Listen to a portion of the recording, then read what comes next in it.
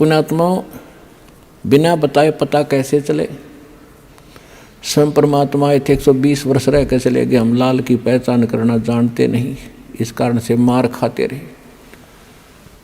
और एक तो कहना होता है, विद प्रूफ प्रूव करूँगा कि इस विषय में किसी के पास ज्ञान नहीं, किसी के पास समाधान नहीं, और कबीर जैसा भगवान नहीं, और इस परमात्मा के दास को जो प्राप्त है, कबीर परमात्मा का दिया हुआ ऐसा कोई ज्ञान नहीं।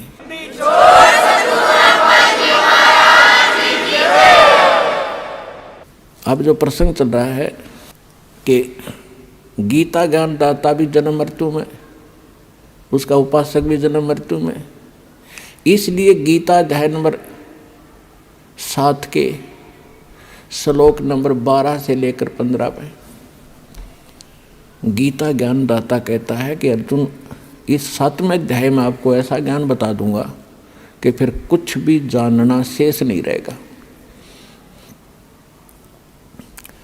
इसमें क्या बताया है कि तीनों गुणों से जो हो रहा है, रजगुण ब्रह्मा से, सतगुण विष्णु से, तमगुण शिव जी से। रजगुण ब्रह्मा से उत्पत्ति, सतगुण विष्णु जी से सतीथि, और तमगुण शंकर जी से संहार दोहरा। इसका निमित्त कारण मैं ही हूँ। आप प्रसंग थोड़ा सा रह गया बीच में। गीता अध्याय नंबर 8 के श्लोक नंबर 5 और 7 में गीता ज्ञानदाता ने अपनी साधना बता दी और अपनी परिस्थिति बता दी सारी, कि मुझे प्राप्त होगा, ओम नाम का जाप करेगा, युद्ध तो करना पड़ेगा।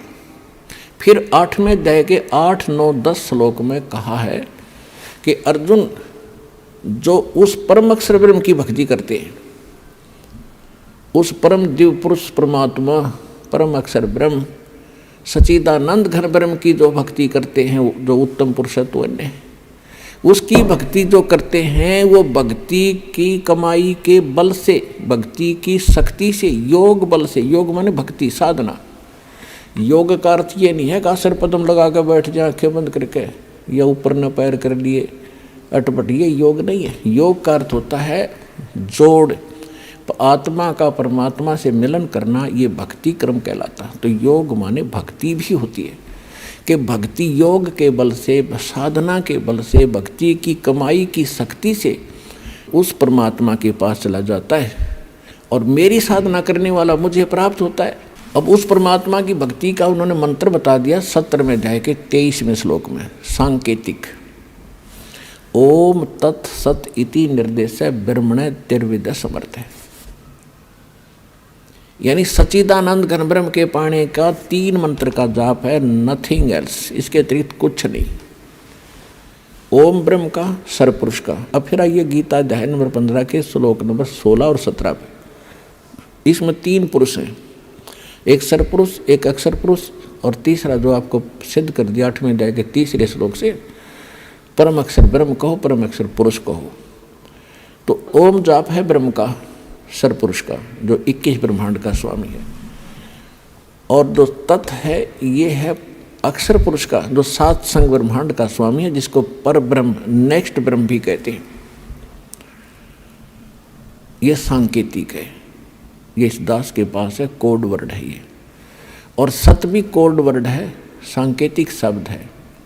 ये है परम अक्षर ब्रह्म के मंत्र जाप करने का। इसको सार शब्द भी कहते हैं, इसको सार नाम भी कहते हैं, इसको सार शब्द कहते हैं, आदि नाम कहते हैं, इसको विधेय नाम भी कहते हैं। वो मंत्र हटके है, ये सत नहीं है, ये कोड वर्ड है। तो इस प्रकार वो तीसरा जो मंत्र है वो सार नाम है, उसको आदि नाम, विधेय नाम और सार शब्द भी कहते हैं। तो अब जो 3 मंत्र का जो जाप है उस परमात्मा के पाने का, अब ओम तो ब्रह्म का सबको पता है, गीता ज्ञानदाता ब्रह्म है, श्री कृष्ण जी में बोल रहा है। वो खुद कहता 8वें अध्याय के 13वें श्लोक में कि ओम इति एकाक्षरम ब्रह्म व्यवहारण माम अनुसमरण। माम माने मुझ, ब्रह्म माने ब्रह्म का, मुझ ब्रह्म का, यह एक ओम मंत्र है और कुछ नहीं, बस इति, यही।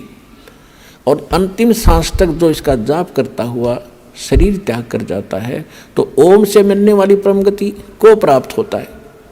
ओम की परमगति क्या है, ओम से क्या उपलब्धि होगी, ब्रह्मलोक में जागा।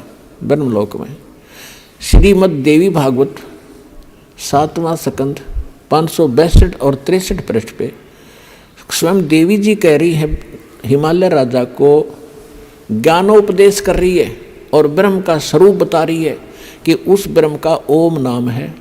ओम नाम का जाप कर हृदय से उसको पाने का उद्देश्य रख और फिर वहाँ चला जाएगा, ब्रह्मलोक को प्राप्त होगा। उस ब्रह्म को प्राप्त होगा, वो ब्रह्मलोक रूपी दिव्य आकाश में रहता है। यानी ब्रह्म का साधक, ओम नाम का जाप करने वाला ब्रह्मलोक में जागा। वो ब्रह्म की साधना करा, सरपुरुष की, 21 ब्रह्मांड के स्वामी की, काल की साधना करा है। गीता अध्याय नंबर 8 के श्लोक नंबर 16 में कहा है कि ब्रह्मलोक में गए हुए प्राणी भी पुनरावृत्ति में उनकी जन्म मृत्यु सदा बनी रहेगी। वो ये स्पष्ट कर ही चुका है कि अर्जुन तेरे और मेरे बहुत जन्म हो चुके, तू नहीं जानता मैं जानता हूँ।